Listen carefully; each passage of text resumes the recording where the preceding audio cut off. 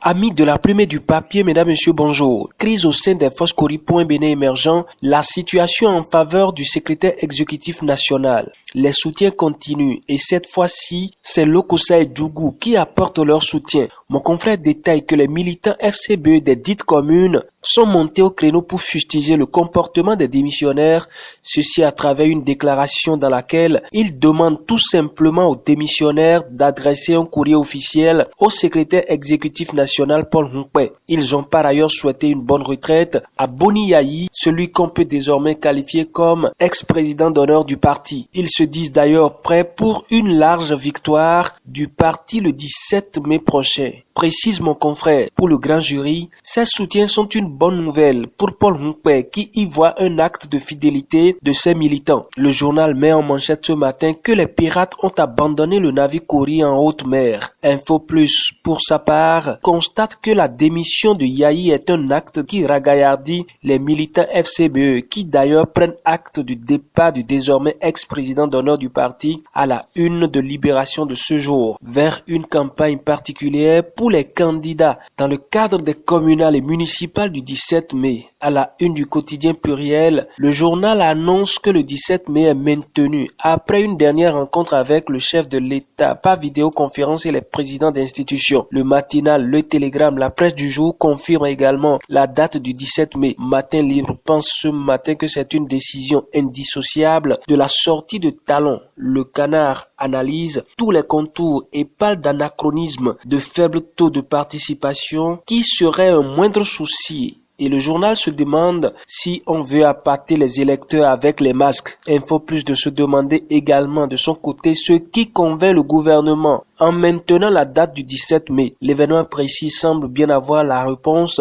car le Canard en manchette ce matin précise que le scrutin du 17 mai se tiendra avec toutes les précautions. La peur des uns des autres reste le Covid-19 et ce matin il y a de bonnes nouvelles. C'est le potentiel qu'il annonce en manchette. Fin heureuse de quarantaine pour 935 sur 953 personnes. Le Canard détaille que sur 953 personnes dépistées, dans tout le pays, 935 sont sortis avec un résultat négatif. Ce qui fait dire à l'autre vision que le Bénin est toujours en mode riposte. Pour notre temps, le label, ce sont des indices de l'efficacité des mesures du gouvernement. Le gouvernement qui d'ailleurs hausse le ton à la manchette du quotidien Le Matinal. Et pour cause, la hausse du prix des masques de protection contre le Covid-19. L'événement du jour et la nation ajoutent que c'est un rappel à l'ordre des pharmacies par le gouvernement et que le coût unique est de 200 francs. Du constat fait jusque-là, Le Matin annonce ce vendredi que les populations adhèrent aux mesures prises par le gouvernement. Le Bénin, toujours en mode riposte, reçoit un important lot de médicaments pour la prise en charge et le traitement du coronavirus. Bonne nouvelle donc à la une du quotidien Le Béninois libéré de ce jour. L'autre bonne nouvelle, c'est le quotidien Libération et la presse du jour qui nous la donne. L'Union européenne soutient le Bénin avec plus de 26 milliards de francs CFA au titre de budget crédit au Bénin. Pêle-mêle ce matin, le bilan de l'an 4 toujours d'actualité. Pour notre temps, le label, dans le cadre de la lutte contre la corruption, la criette est un instrument redoutable et efficace qui mate la pègre. Publié ce matin en manchette Le Canard. Dans la commune d'Aplahoui, pendant ce temps, ce n'est toujours pas la joie et le Béninois libéré annonce